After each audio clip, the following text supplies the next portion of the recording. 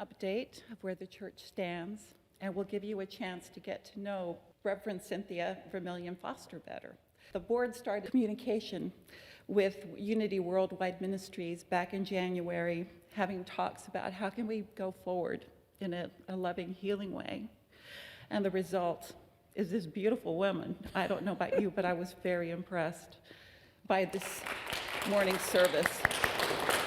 So we're going to be moving a little fast. In this, we're going to start with a prayer, of course, but after that, we're going to do some reports, a financial report, and we want to hold questions until after Reverend Cynthia gets a chance to speak with you. But now let's start with a prayer. Start by taking that deep, centering breath that connects us to God, who is with us always. Yet our minds allow us to stray and become separated, yet we can always come back in this one simple way. Thank you, God, for this beautiful community that is Unity Church of the Hills. It has been a blessing to so many of us over so many years. And here we are amidst change, and we know you have already shown us that you will show us the way forward. You will guide us. You will provide what we need to continue the love that is this community. And if we so choose to expand it as well. I pray we all open our hearts to make room for more love. We open our minds to see new ideas, let new ideas come in.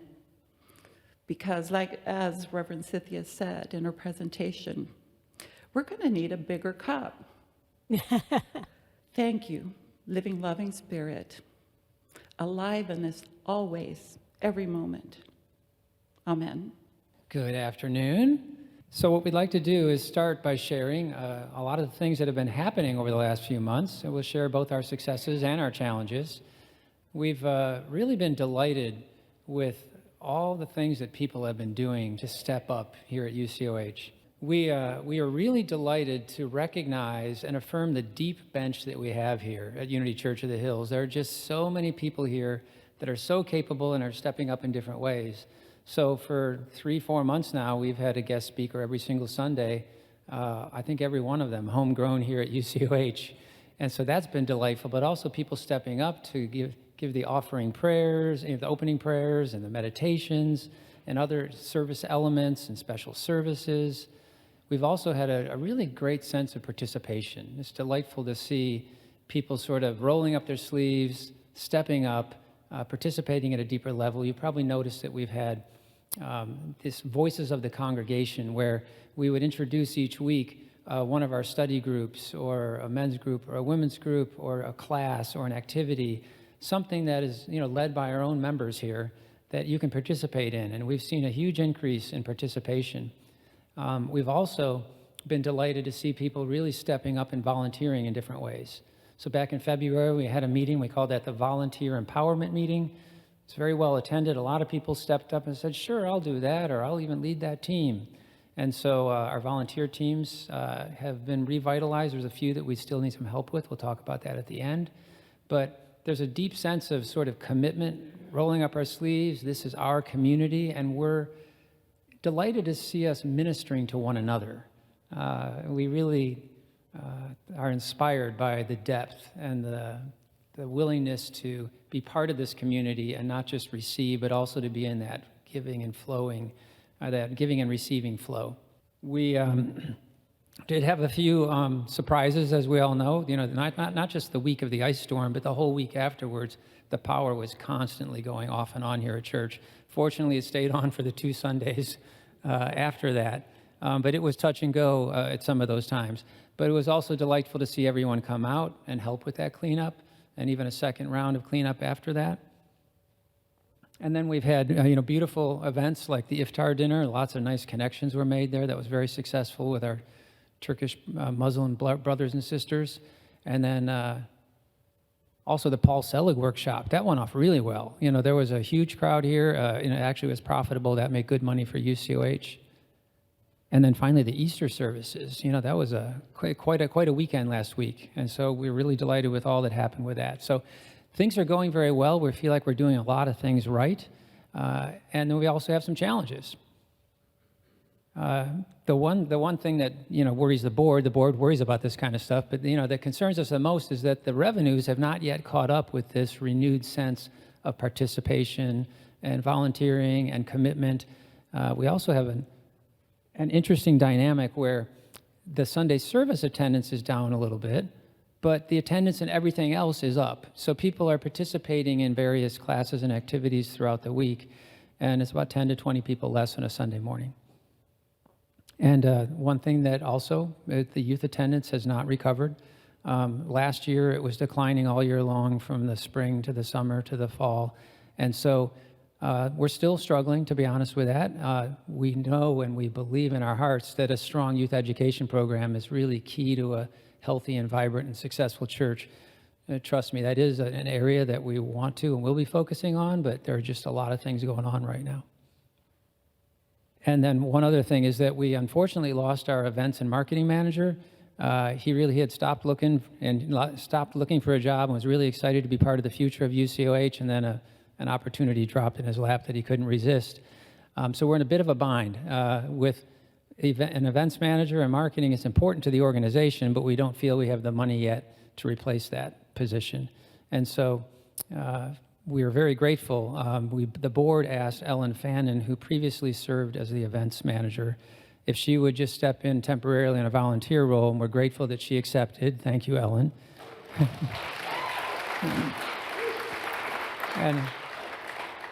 But it's temporary, and there's only so much you can do as a volunteer. And so there's not just the internal events, but there's external events that can make money for us, rentals and events like the Paul Selig. But that takes a lot of effort and a lot of time. So we want to get back to having an events manager, and the same thing goes for marketing. So right now we are not doing marketing like we believe or know we should. And so it's one of those catch-22 things. You'll see at the end we're asking for people who maybe can lend their expertise in that area. So with that, despite some of the challenges that we're facing, we also know that presents an opportunity. And so even in the midst of our challenges, we ask that you help affirm the greatest outpicturing of UCOH's mission in this community, and knowing that all these needs will be met, and not just met, but exceeded. And so please hold that in consciousness for us. Thank you. And now Lisa will give us a financial update. Okay. This is our chart of weekly revenues, and that's from all sources, showing that we are still running well below the cash neutral position on most weeks of $17,000 a week. And the position where we want to be is the $21,000 per week, where that means that we can invest in the aging infrastructure in our capital plant. So we are currently bouncing around, but mostly below that $17,000 a week. And there was a one-time gift in January. An individual was inspired to make a donation of $15,000. We're very grateful for that individual and that gift, but we realize it is a one-time event, and so you can see the X where that was. So we are running a few $1,000s per week below break even. November and December are typically months where we have year-end campaigns and a large boost of gift and tithes, and I can speak from being on the budget and finance team for many, many years that November and December typically have a surplus which carries us through the summer, and so that we break even or come in just about right for the year. We did not have this year. There was a lot of activity going on in the church in November and December, and people just felt that the uncertainty was such that they weren't able to make those gifts. The ice storm cost us at least $17,000. We had roofers here, in addition to the $5,000 for the fire panel and the $12,000, which is an incredible price, for the trees. We had roofers here this week. There could be some roof issues up in the cupola, and that will likely impact us. Staff, Wisdom, and the congregation are keeping expenses very low, and I think we should give Des a round of applause right now, because almost anything Des touches has a cost savings impact. comes to me and says, hey, if we combine the contract for the cleaning and the windows, here's the savings, can I do it?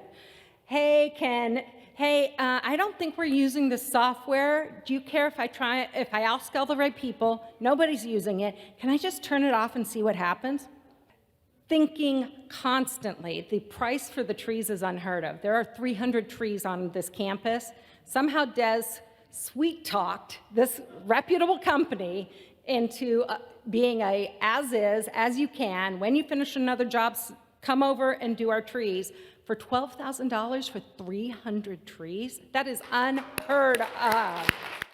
And others on staff are following that lead. So Catherine, for Youth and Family, wanted to really focus on nonviolent communication, went and looked in our lending library, which is wonderful, and I know there are people here who keep that up, to find the materials. Our lending library versus going out and paying for that. So again, across the staff, there's creativity and energy. The staff right now, led by Carrie Monk, is starting an assessment of what we need for printers and copiers, because our really expensive leases that were put in place when we printed thick bulletins expire in August. So what are our true needs September forward? It's not going to be the amount we're spending, and so that's going to represent another saving. So lots of little incremental saving steps that are just amazing from staff, board, and congregation. Many of our speakers have chosen to donate their honorarium, and that is a good cost savings.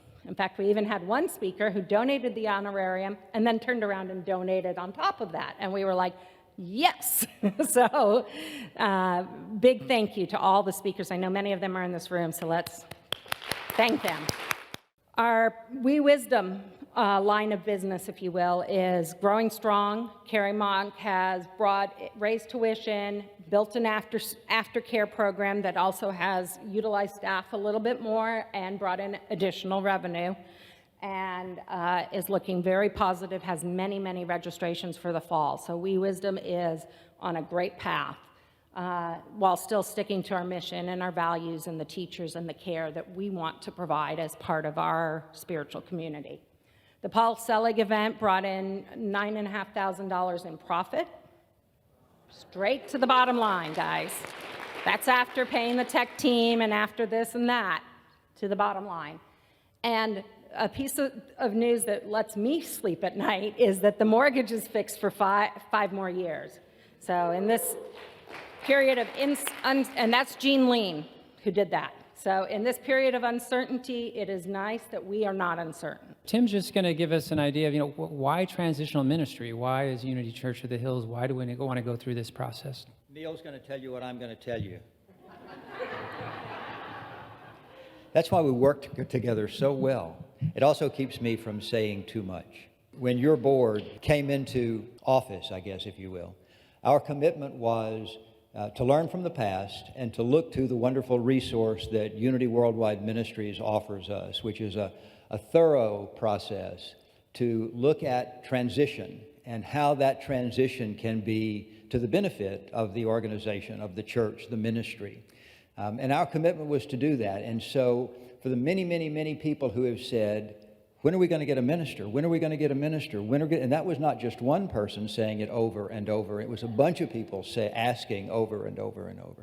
And if it seemed like I was the one who most often said, we will, we will, we will, we were dragging our foot, or I was dragging mine, it was because we wanted to make sure that when we make that move, and we have now begun that move, as we make that move, we are doing it in a way that is good for our community, for our ministry, will allow us to know ourselves, who we are, what we want, what we do, what we have, and allow us to communicate that to candidates for the organization, allow us to decide what type of minister we want to fit the culture, the identity that we will develop under Reverend Cynthia's guidance.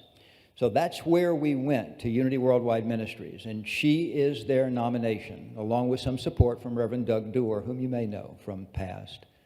But primarily, it is Reverend Cynthia's show with us in support roles, I assure you. She's used two words repeatedly that I love, connection and communication. And I suspect that's what she'll talk to us about.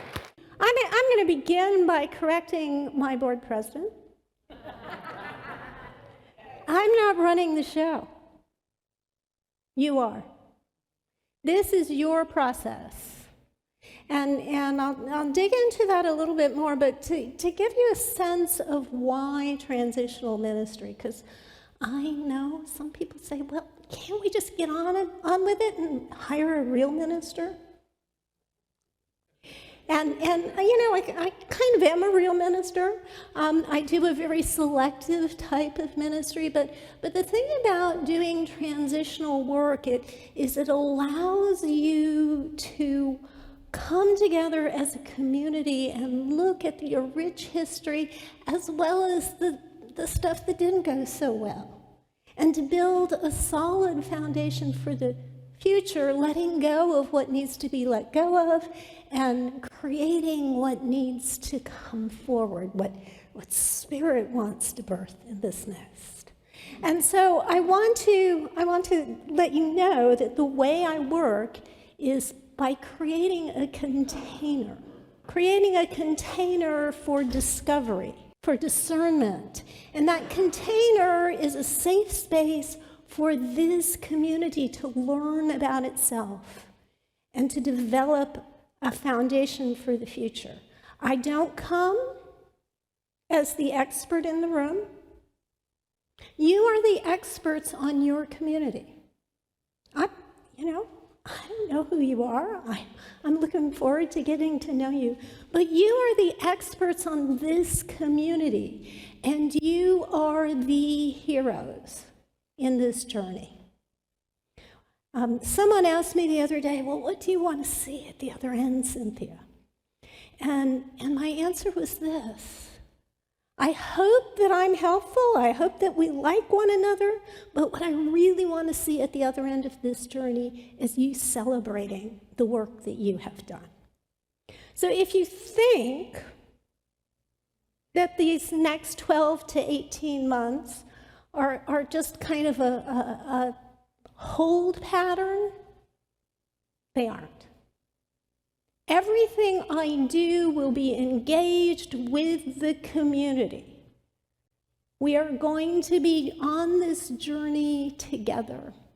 And I have training through the Interim Ministry Network. I have training through the Lombard Mennonite Peace Center. I have some incredible training from a woman in Ontario that teaches mediation and dealing with conflict in organizations and in ministries. So I bring a lot of skills to the table. But the future depends on you. So there's a number of processes.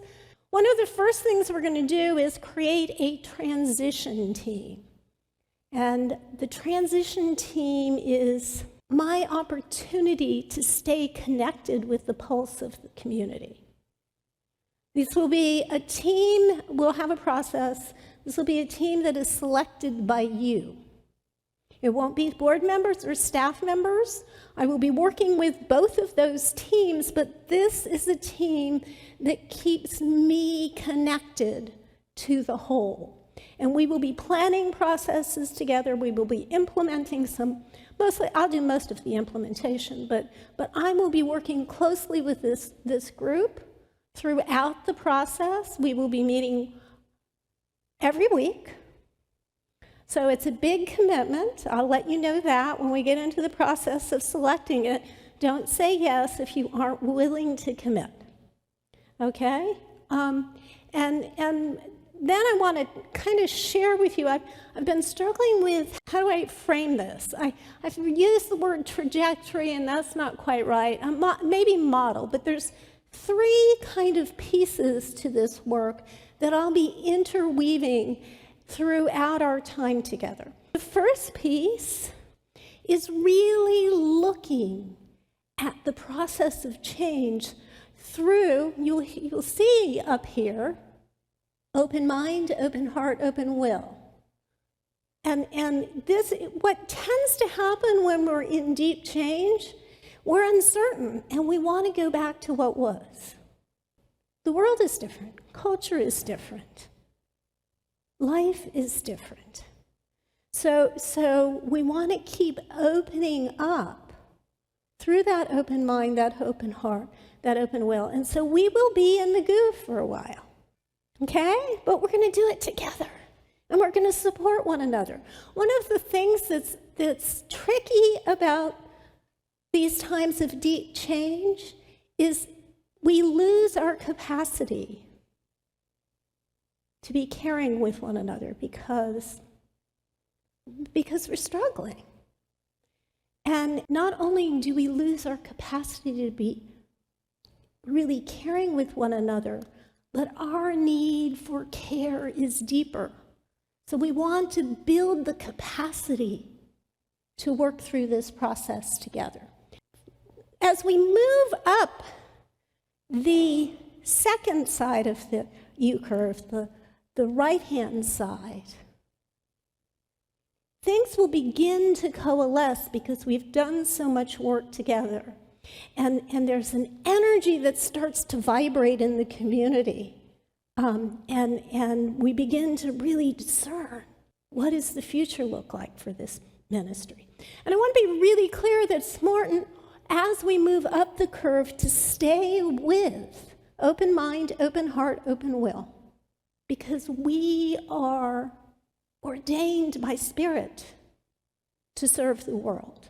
And so we want to keep listening in that way. The next focal point comes from the Interim Ministry Network. And they have 5 focal points that they look at in the process of transition. And we will be going through these more or less in this order. We will start with connections. I'm going to spend a great deal of time in the next few months really getting to know you. We'll be doing lots of individual meetings and some group meetings, and we're really going to, I'm doing lots of deep listening to what's alive for you. Connections can also look at external connections. What are the organizations externally that you are connected with, and how can we build on that? The next focal point that we'll sort of be focusing on is leadership. And all of these run together, so don't think of it in too linear a fashion. The Lord already knows I'm not the most linear person in the world. So leadership, we'll be looking at what does leadership mean? What does it look like in the world today? What does it look like in spiritual community today? And how do we build our capacity as leaders? And I want to be clear, my definition of leader is not necessarily someone in a formal position of leadership. Peter Senge talks in the 5th discipline, talks about a community of leaders. And that includes kind of the leader that kind of focuses the energy and builds coherence in the organization, which would be the ministerial role. And then there are what Peter Senge refers to as frontline leaders. These would be your board, your staff, your key lay leaders that are really implementing the work of this ministry and connecting with people that way. And the third area of leadership that Senge talks about is the influencers, which really is the way the transition team is going to be working with me. And then we're going to be looking at heritage. Heritage. This community has a beautiful, rich history. We will be celebrating that and exploring it together. And in that process, we will also look at maybe some patterns that aren't really working anymore. Maybe some stuck energy, maybe some hurts. And I've given the board a document that kind of outlines some of the steps in a more linear fashion. And one of the questions, because I put under heritage a lot of the healing work, and they're like, well, don't we need to do that earlier, Cynthia? And yes, we will be doing that all along. And that's why I say, take this loosely. I mean, if I'm in the middle of a conversation that I think is about leadership and grief comes to the surface, I will not tell you, well, we'll deal with that in a few months. Okay? So it's very loose, it's very fluid, it's very organic. And then once we've really explored the heritage, we begin to move into the mission. What is Spirit seeking to do with us at this time? We will look at your current mission. If it still fits, we'll use it, but we want to get really clear about that. And we will also be looking at really developing clarity around core values, which are so powerful in terms of the coherence they can create. Because when we do the core values, we're going to clearly define what they mean for us and what it looks like when we're embodying them, so that we have clarity about how we want to show up as a community. And then the last focal point is the future. This involves planning, it involves looking at where we want to go, how we're going to do it, and it will be when the search team is set up. I will begin the work with the search team, kind of getting them prepared, and I will take a back step. I will be available for guidance as they need it, but I will not be involved in their process. I will not be part of the decision. It's really important for me to step back, and I do that willingly because I want to see you succeed. I want to see you flourish.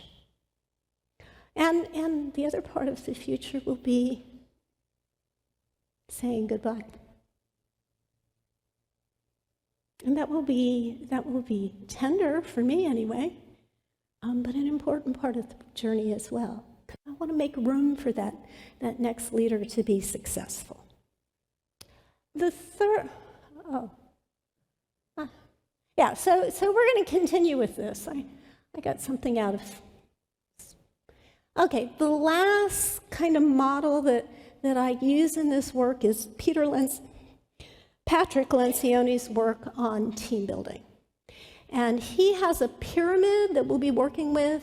I'll be working with all the teams to build this, but I will also be looking at it more holistically in terms of all of us, because we are a team, and we're not going to be functioning as one team that kind of tries to make all the decisions with the whole, but we want to build our capacity to build trust. And I will be honest, I've already heard that trust is a little tenuous. I would expect that. So that's why I spend so much time on connections to begin with. We need to rebuild trust in one another. And I want to acknowledge that just because trust is up does not mean people have done things wrong. It doesn't mean that people aren't trustworthy. In these tenuous times, it's easy to become fragmented.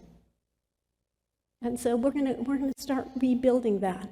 And then this is a pyramid. You start at the bottom and you build up. Now we want to build our capacity to master conflict, to engage in conflict. You all like conflict, right? But here's the thing. Conflict is a natural part of the human experience because we're not all alike. And so tensions are going to arise. But in the field of conflict transformation, there's a recognition that healthy conflict is the catalyst for constructive change.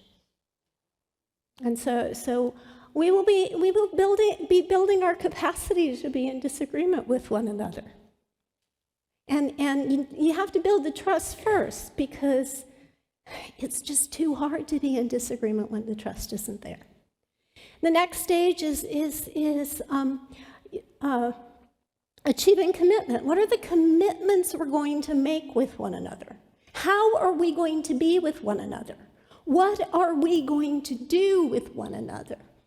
And the next stage, embracing accountability, Patrick Lencioni says most organizations have the most trouble here. It's not easy to have an accountability conversation. It's not easy to give feedback well. To give feedback well, you need to balance unconditional love, seeing the Christ in the other person, and gently inviting something else. And too often what I see is what Pema Chodron refers to as idiot compassion. And you know, that's you become a doormat for other people because we think we're loving in spiritual community, right? And loving doesn't mean we're not in disagreement. It doesn't mean that we don't hold one another accountable. But if we lean too heavily into the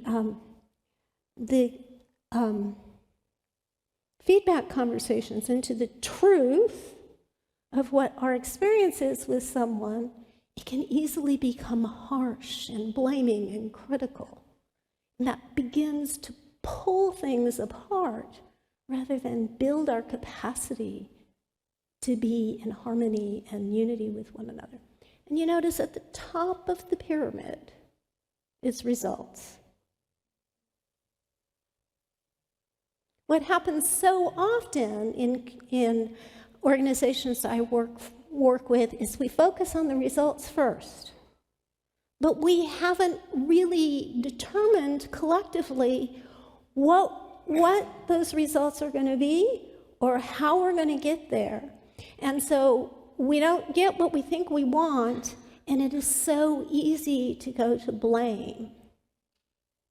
But if we're really clear about what we're doing and how we're going to get there, and people are on board and held accountable to what they say yes to, then if we aren't getting the results we want, it's time to look at our plan, not point to someone else. So, we will be using this book. It's already sold out in the bookstore. We can get some more. It's a really wonderful book. She's a beautiful writer, but it's filled with lots of opportunities to explore change on a personal level, on a group level, communal level, as well as the change that we see in our world. So I'm going to see what we want to do with that. I'm thinking about study groups, but I don't know quite how to set it up. But I invite you to get the book and read it. All right, any questions? Overload, right? And then we'd like to spend the first 15, even 20 minutes just to focus on the transitional ministry and asking questions of Reverend Cynthia. We were fortunate that she was able to come down at such short notice, and so we really want to take advantage of this opportunity for all of us to learn more about what this transition process looks like. So let's stick to those questions for a while, and then after 20 minutes, it'll start to bleed into other more general questions. So we'd appreciate if you could do that. For the transition team, how much time should be planned for? An hour and a half a week for 12 months. Time commitment for the transition team. An hour and a half a week for 12 months. It's a big commitment. And my experience working with transition teams is they love it. I did some work with one ministry that we completed 8 months ago. The team is still meeting. They're still meeting with me twice a month. Okay, yeah, this transition team, so we'll probably do it through SurveyMonkey. I need to get it set up. But the transition team, I have the qualities and all of that, but I will ask the congregation to vote for 2 people that they would like to see on the team once again. It won't include staff members, it won't include board members, it will not include significant others of that group either, because we want as broad a spectrum as possible. We will collect the names. I will work with the board to look at the names and make sure there's not spouses recommended, because I won't know, right? And we will also be looking at the diversity of that representation. So once we have that kind of nailed down, some people might come off, and I will connect with each individual, talk to them more specifically about the work of the team, and we'll have a team of 8. We will communicate with you about who those team members are. I also didn't mention that I will do quarterly reports that will be available to everyone about what I'm seeing, where we're at. So I really work to be as transparent as possible in this process. There will definitely be things that are kind of sensitive, and those won't be shared in the reports, but the overall, what I'm observing overall and where we're at, I can definitely share with you. I have a question over here.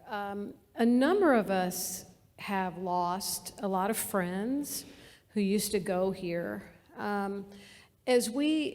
What are your recommendations for approaching them and telling them about you and how we're rebuilding, and assuming they left because they assumed something that wasn't, totally correct? Just what are your thoughts around that? If you want to reach out to some people, I encourage you to do that, and I encourage you to hold it lightly. People will choose to say yes or no. If they come and they engage the process, it may work for them, or it may not.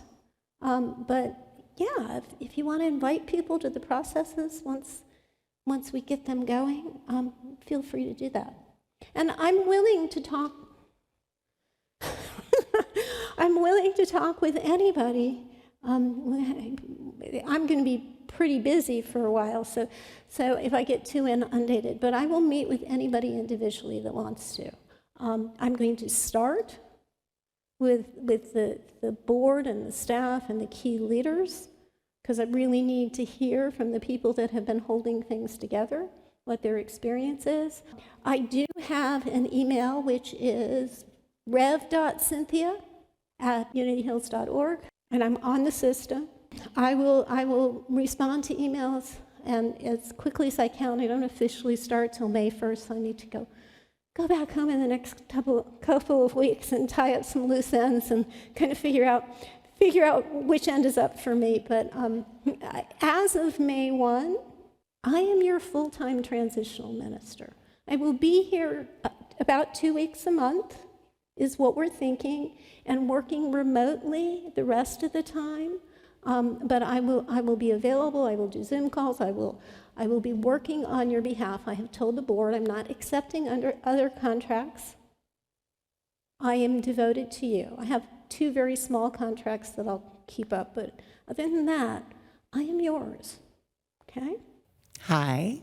My question was around, can you explain just exactly what your operation space is going to look around, actual operation of the church, and what your role will be within that? Oh, that's a really good question. I should have answered that. The transitional minister takes the lead minister position with a focus on the transition. So I will be head of staff. I will be on the board. I will be working with multiple teams. When I'm not in town, I'm going to be joining those meetings remotely. So we'll look and see what all that looks like. My question is, first of all, where'd you get that fabulous shawl? No. My question is, what role will the YFM ministry play in this transition period, and those who volunteer for that can find ourselves in? Thanks. Well, all of the volunteer teams will stay intact. I will be working with the staff and looking at youth ministry is important to me. So I don't know that I would say that they have a specific role in the transition other than to keep doing your good work and keep looking at how we can build that area. And so I don't know exactly what it'll look like. There's more unknowns here than anything else, more unknowns. There is so much I don't know, so. We have an online question. Can a member of the transition team also be a member of the search team when that is formed? It is best that they aren't. The transition team is likely to be kind of have a particular perspective, and they're also likely to be kind of close to me. I think you want a search team that is a little more open. So it's not recommended. I have seen that happen from time to time, but it's not recommended. Is the transition team likely to come into existence long before we start a search team? The transition team will come together hopefully next month. So yes. So just a quick question. How normally have you seen it work? How do newcomers kind of get wrapped into a congregation that's in the middle of sort of all this transition work? You know, is it normally just pretty seamless, or how does that kind of, what's your experience been like? Because I see us bringing lots of new people in, and they're coming into this whole process. So if you could speak to that, that'd be great. I mean, you know, it kind of depends on the situation. I just finished working with Unity in Marin, and they're growing. They had a lot of new people during that time. You know, there will be some people that will be a little uneasy with this, but I've also heard people because you know they hear the transitional minister's message and the invitation to be involved. Oftentimes it's a way for new people to really fit in, because they're part of building the future. You know, and they're going to come up, you know, open minds. They don't have as many preconceived ideas about what's alive in this ministry as you do, so they could be great assets. I have a question. So what is your plan as a transitional minister to bring in pastoral care? We haven't had that for quite some time, and I think it's something that's really missing in this congregation. That's a real good question. I have already identified that there's a lot of need for that. I will be doing that work. Initially, I will be looking at ways that I can build capacity to do that among, like, the prayer chaplains and others. But I'm aware, people have already talked to me that are really looking for a pastoral presence. And that's not unusual, because these are tender times. So, you know, I will be definitely doing that work. Hello. Hello. Thank you for that wonderful service this morning. I needed that today. When will the congregants and how will the congregants be given a chance to say the kind of services we would like to have and the kind of person we would like to come as the minister?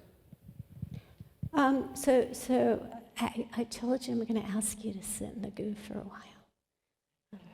Because what happens is there's a strong tendency in us as individuals, as well as in communities, to try and recreate the past, to go back to what was. And so I'm going to ask you to hold off on some of the jumping in and figuring out what the next step is as we get up the right-hand side of the U-curve. You will be involved in that. And in terms of the ministerial search and the kind of minister you want, it's really important to do all this previous work, because when we get to the mission and really getting clear on your spiritual identity and who you are as a community, that becomes the foundation for the search process.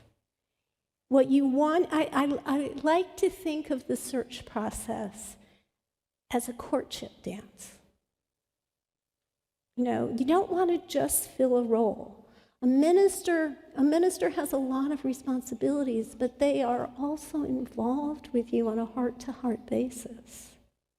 And so you want the right fit for a person that will partner with you into the future. And so we want to get clear on that before we start the search process. Cindy, I have another question from an online viewer. Okay. How does an interested person apply for being part of the transition team? So when we get that process set up with the SurveyMonkey, you can recommend yourself. But it is a selection by the congregation as a whole, because I'm going to collate all that information. These are your representatives, and you know what? Some of the qualities that I'm going to be looking for. See if I can pull them out of my hat today. They need to have some awareness of the community, be respected in the community, have good listening skills, have an ability to let go, rather than attach to their preferences. You want people that are humble, people that don't have agendas, people that can really help connect the community as a whole. That's some of the qualities. But I have all that on a doc that's going to be available to everyone. I'd like to first say thank you, Reverend Cynthia, for saying yes. Thank you.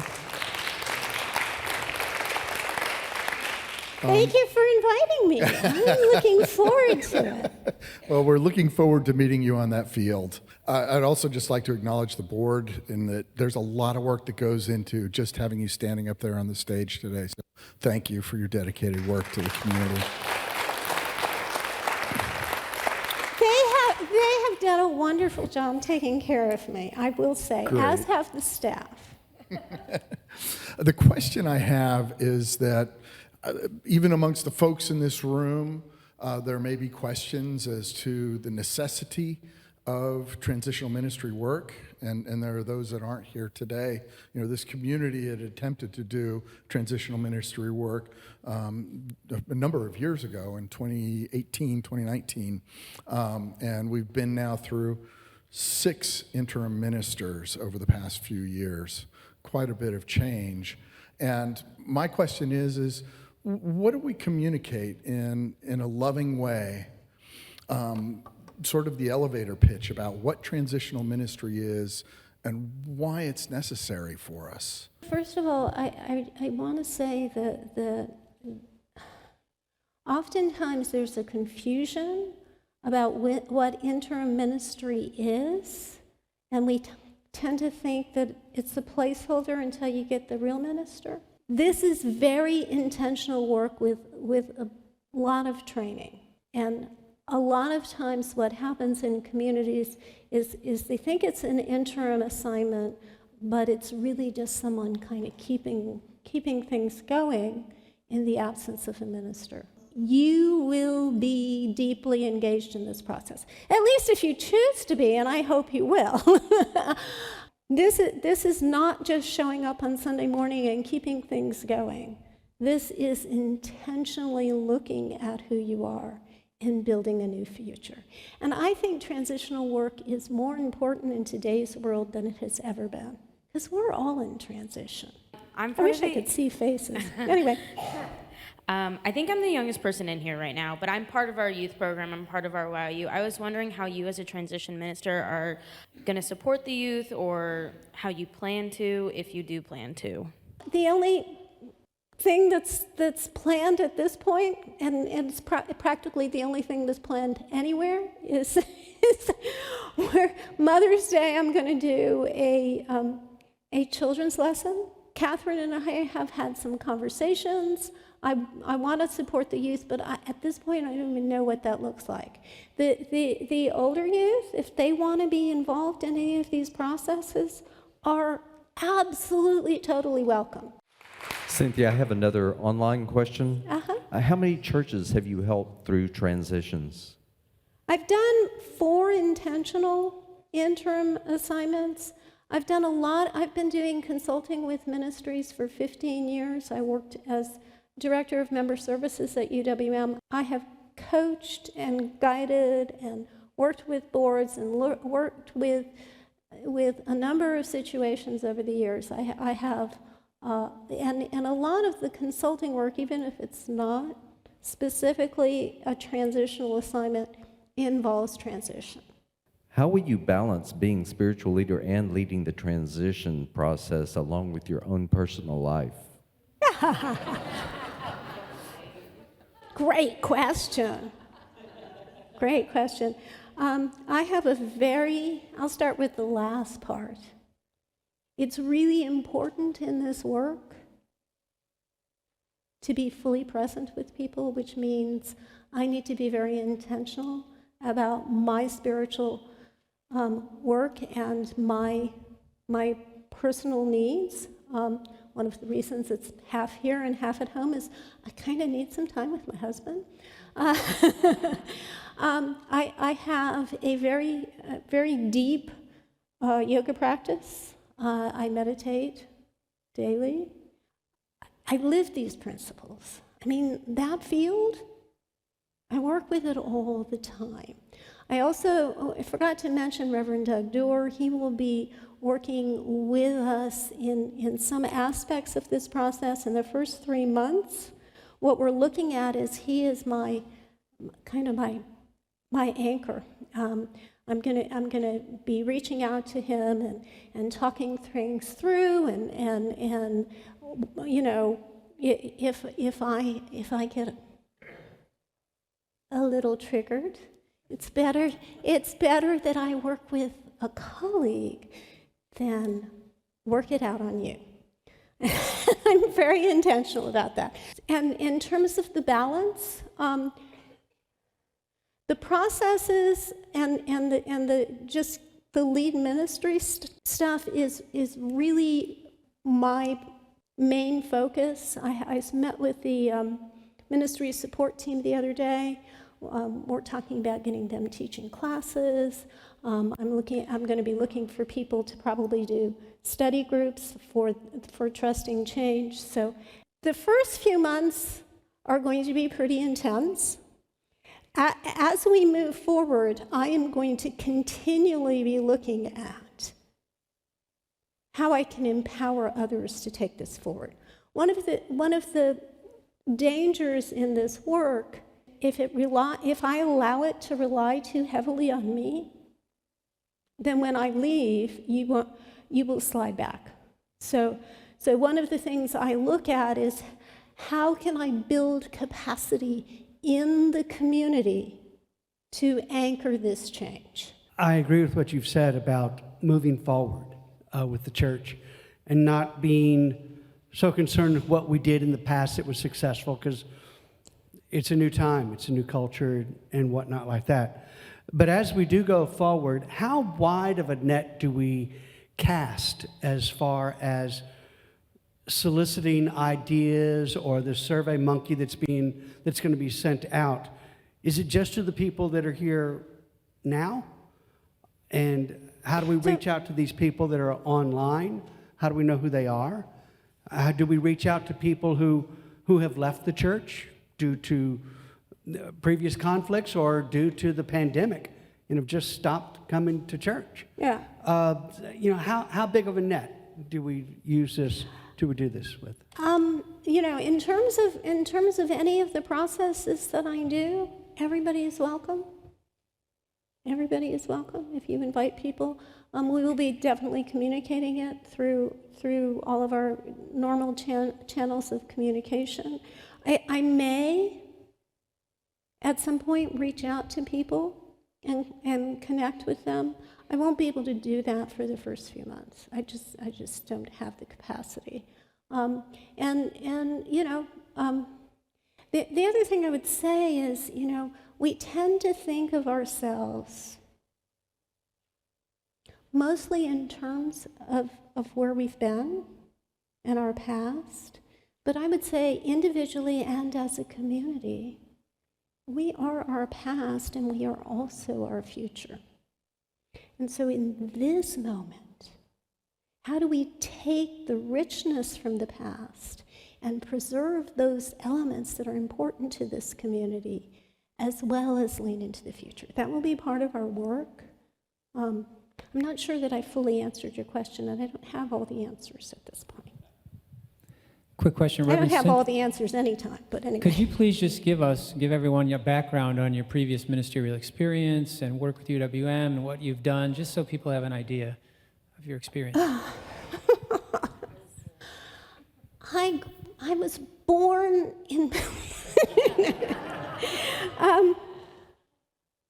I've been ordained for 26 years. I served 2 ministries as co-minister with my husband. One was in Chantilly, Virginia, and one was in Hamilton, Ontario. While we were in Canada, I served as the regional rep, regional consultant.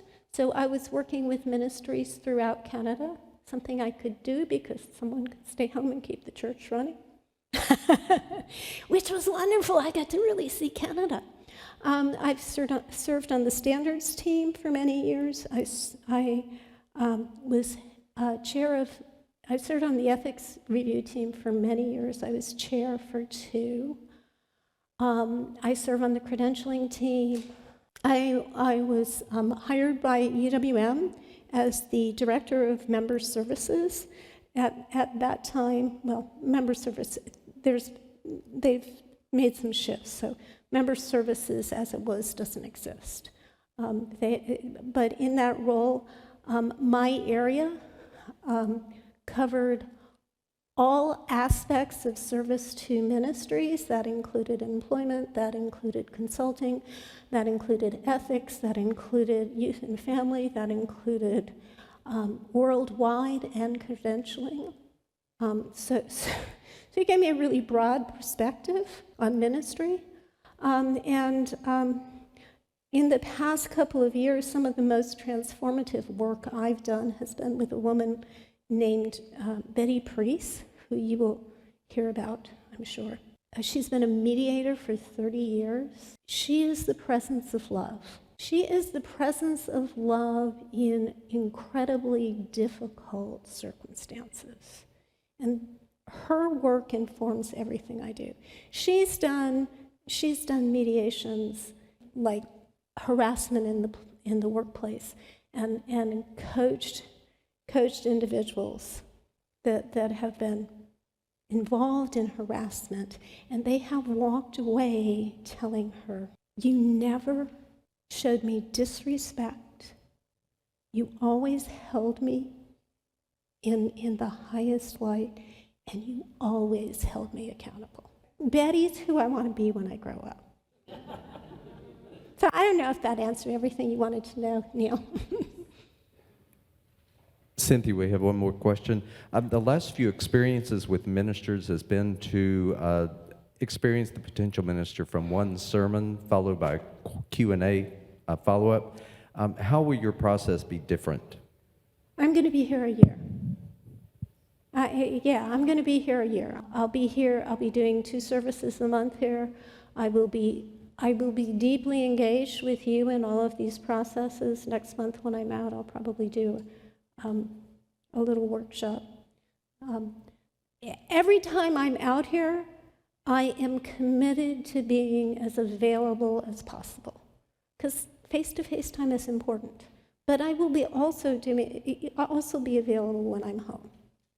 So I don't know if that answers the question. Oh, the search process, yeah, we'll look at that down the road and figure out how to navigate that. So Cynthia, I'm Feline. I'm my question goes to that, and I wasn't really going to ask it today because it sort of was similar to that, but I think my question will clarify that one. In the ministerial search committee process of the past, they went out and found the best candidate, presented them to the community. We got to ask a few questions, and then they were hired. And the community didn't really feel like that we got an opportunity for choice. if that makes sense. It was like they were presented, this was the only choice. If you like them, great. If you don't like them, okay, we'll keep looking. And so that's kind of the concern about the search process that we really would prefer not to have happen again in the future. We'd like to have choices. You probably won't like this answer. We will engage the search process.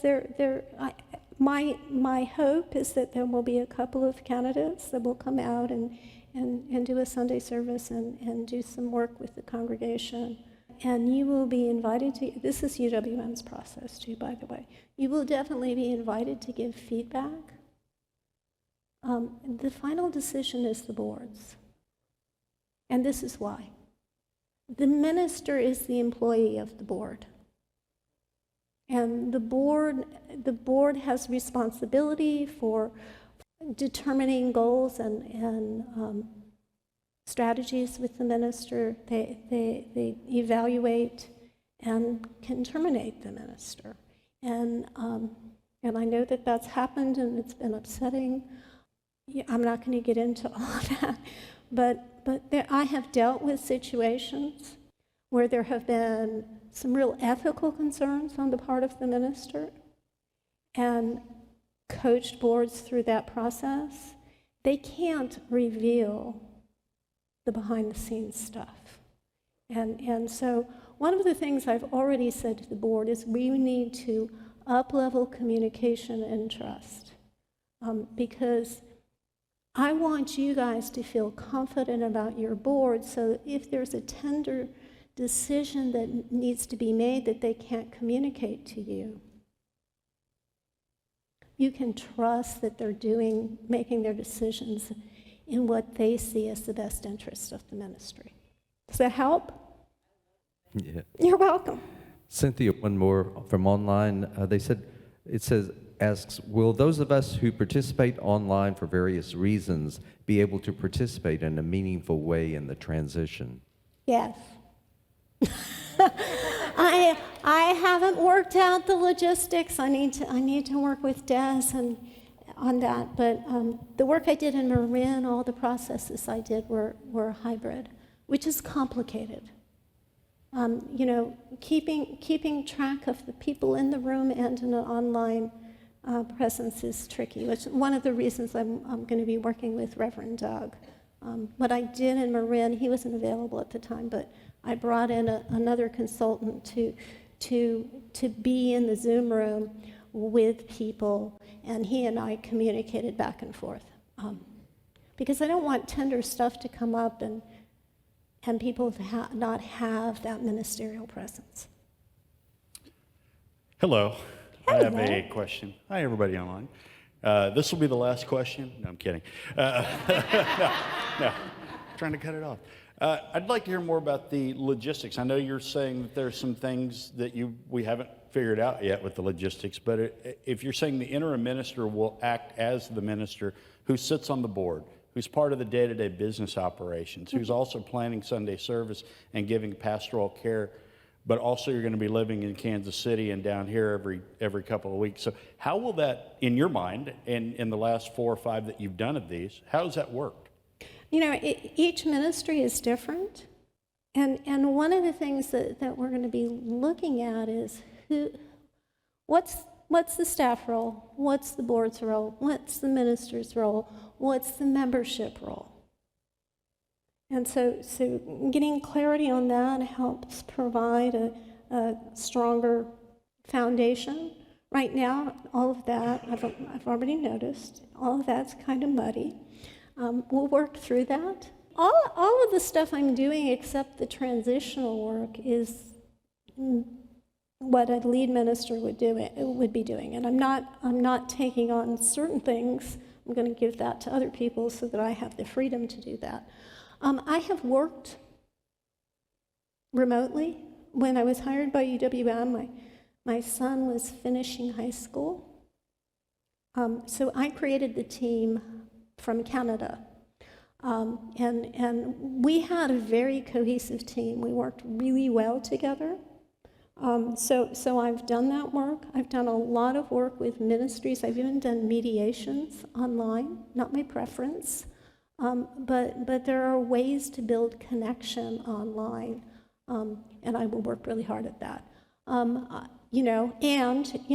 For instance, our virtual attendees, when I'm in Kansas City, it's a wonderful opportunity for us to set up Zoom conversations with them, because when I'm here, I want to be as face-to-face as I can.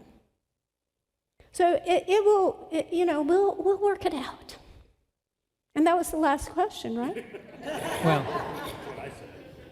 and this is probably to the board and not necessarily to Reverend Cynthia. When are the kids going to start coming back in?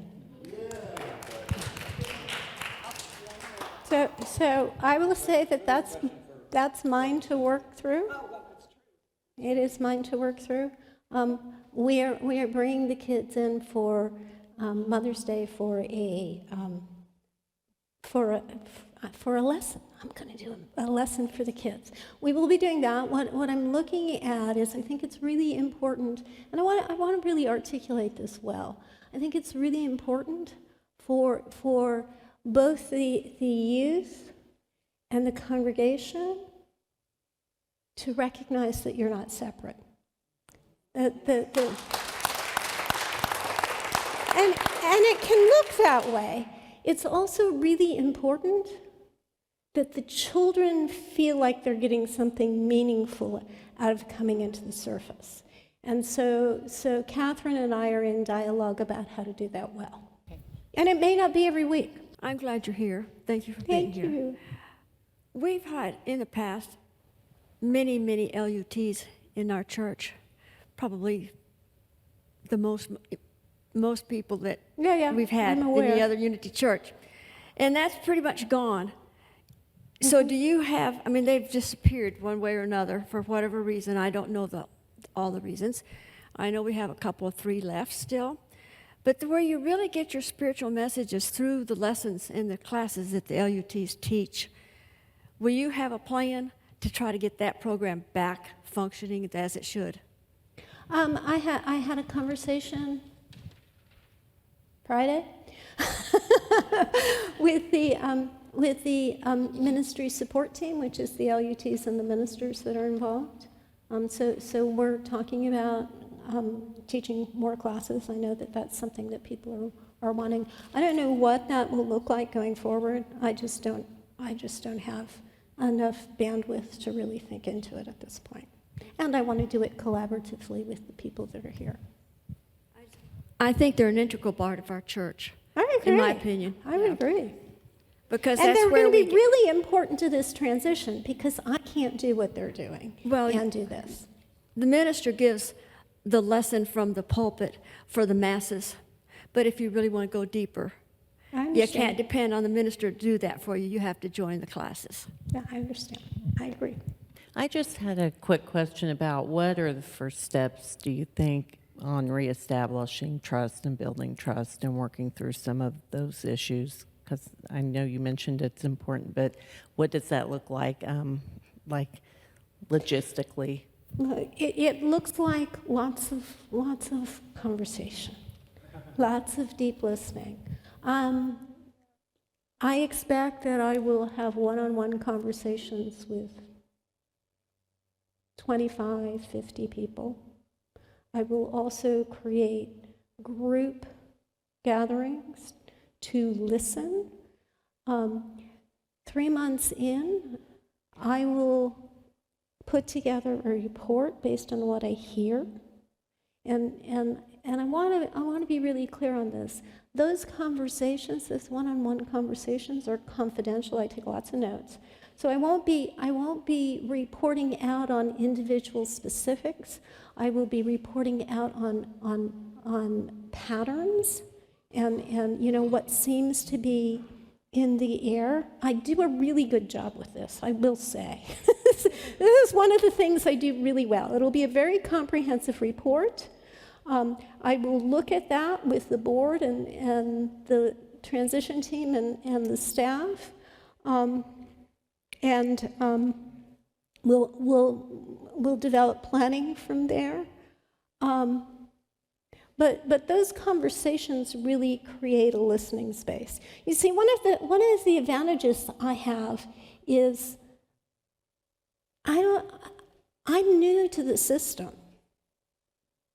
And so it's much easier for me to maintain a neutral perspective and hear all the different perspectives. And there'll probably be times as we move forward where some of those conversations will percolate up. I've gone into ministries where there's been conflict and people have been, oh, Cynthia, so-and-so's here. And I'm like, well, that's good. We want them here. See, but I'm really, really, really, really, really intentional about creating safe space. So when those conversations come up, there's a listening space for one another, and I've had a couple of situations.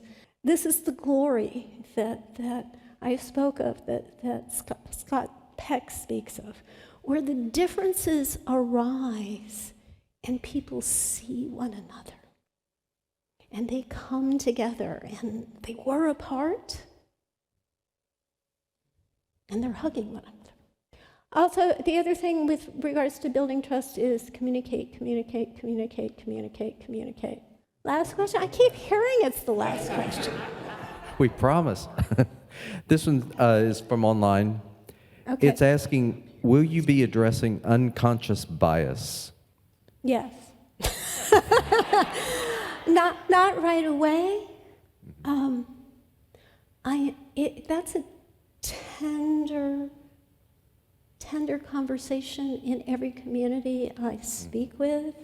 We have a desire to be inclusive, and it's up in our world, and we don't know quite how to do that yet.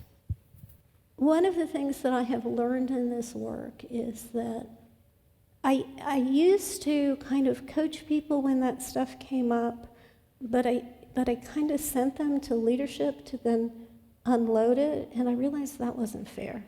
I've switched that, and I'm much more intentional in my coaching to invite a different perspective and a deeper meaning. I also, Betty Priest, I know, this is my guru. She does an incredible training with a colleague of hers on transforming power, privilege, and prejudice. I just set it up for Unity Canada, and I've attended it before, but they blew me out of the park once again. And one of the things that they were really, and so I'm really looking at a possibility of bringing them online to do something with you guys. But they have this way of, this work is so tender, and it hits all of us at such a deep level, and it is painful. And there's a tendency sometimes for the desire for change to move into shame and blame. And people really don't normally change that way. I will tell you that personally, this is really important to me because my husband is Black. My children are biracial. I'm the minority in the family. So I can't walk in their shoes, but I know how this issue has impacted them. And I know that they, particularly my husband, they have healing to do based on the trauma of racism, based on the color of your skin and how it impacts your experience in this world. I also know that as a white person, it can be hard to look have the reality that there are systems that have given us advantages that aren't available to people of color or people of LGBT community or whatever other it is. It can be hard to look at that. And it's easy to get triggered because dealing with the pain of the fact that you've been complicit in that is hard. So these are conversations that need to be held very tenderly. And I won't do it alone. I may have individual conversations about this, but I would never enter a group conversation trying to address this without some backup. So Lisa and I just have a few closing remarks.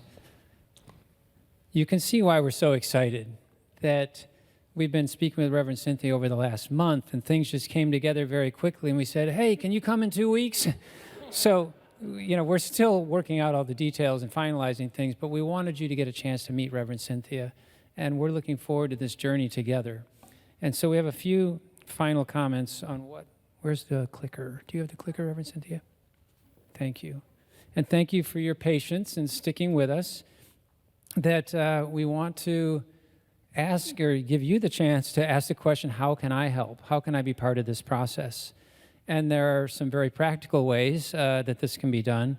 One way is that because Reverend Cynthia will be coming down roughly every month for roughly 2 weeks, she's still looking at her schedule, like trying to, juggle things and figure that out. It'll be a little bit fungible. But if you happen to have a private room, or even you're going to be out of the country for 4 months, or, you've got an extra condo, or, if there's any way that you can help with housing or lend Reverend Cynthia your car. She's got our car right now. For those couple weeks, roughly, that schedule will fall into place. Or if you've got extra airline points, that for flying back and forth to Kansas City, that could really save us a lot of money. Also, there are some one-time expenses that have been very difficult for us as a community. Just the $12,000 for the trees was like, oh no, and the $5,000 for the fire alarm control board. Well, we've got a soundboard that is literally hanging on by a thread. I talked to Brian about this yesterday, and he explained, yeah, it reboots on us or it hangs, and I'm going to reboot it right after the service so it'll make it through the meeting. Audrey just came up to me and said, it's hung again. So she said, whatever mics are live, they'll stay live, but we can't turn on another mic. We can't change anything. We can't do anything. The system is hung again. And so this soundboard it's 20 years old. It's not repairable. It's not upgradable. And so any given day now in the middle of service, we might just say, this one mic works, or maybe nothing works. Don't manifest that. Okay. Lisa just said, don't manifest that. Bottom line is, this is a big expense. We've put it off long enough. If anyone feels called to make sure that that necessary upgrade or repair or fix or new equipment takes place, please let us know, and Lisa will continue. Right. As I mentioned, we may have other capital needs that surprise us, and we are not currently accruing or otherwise prepared for those. The other thing is just support the ongoing operations. I know many of us, or at least my family, we have some time away planned over the summer. Please create a plan for continuing to support UCOH during your travels or your time escaping the Texas heat. I think the final one is invest in your spiritual home as you feel guided. We have one volunteer who shows up every Wednesday and says, what can I do today? And that has been great. Some days it's trees, some days it's pew fairy, some days it's whatever. But please come and invest in whatever way your heart is calling you to invest. We'll only do this together, and it's all of our spiritual home. And then finally, participate. This is our spiritual community. This is our home, and we have the opportunity to minister to one another, to vision together, and so we really encourage you to engage in this process. There's going to be a series of meetings, as Reverend Cynthia has outlined a few of them, and more will come, but there may be a tendency to say, yeah, you know what, I'll just wait and see how it all shakes out, and then, see if I want to participate after the next minister has been hired.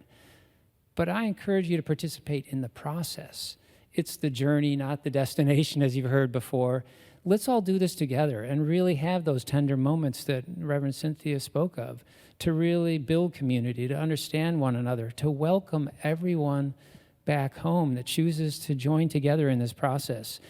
The future of UCOH will be determined by us collectively. So we really encourage you to participate, be here, be with your fellow, brothers and sisters. We've also got a few gaps that, hospitality still doesn't have enough people that make it a joyful process. Sometimes it feels a little bit, and if you have 10 people serving, just once a month in hospitality or twice a month, many hands make for light work. And so we've got several people helping out in this regard. If you can just help once a month or before service or after service, that would be delightful. We'd also love to have a bigger special events team. That's maybe you can't make a monthly commitment because of your schedule, but hey, if you give me a call and I'm available, I'll be happy to help out with such an event like the pancake breakfast last week or something like that. We also would like to spin up a volunteer marketing team. We do not have anyone on staff doing marketing right now. So if you have some passion for that or interest or even expertise, that would be great. There's a lot of things that need to be done, some of them very simple, some of them more strategic, but it would be great if this volunteer marketing team could help us tackle some of the things that need to be done. And then finally, if you could fill out the survey, hopefully you got that sheet of paper coming, and if not, Charles has some in his hand. Please fill that out and let us know your thoughts from today and just in general going forward, and flip it over in the back. If you can help out in some way, please let us know. And then finally, as a very practical note, let's go to Friendship Hall right afterwards, finish whatever food is left, and help clean up Friendship Hall. So with that, again, I just want to encourage you to participate, be part of this community, and let's all enjoy this process together. Thank you. And if you have any more questions, we'll be around.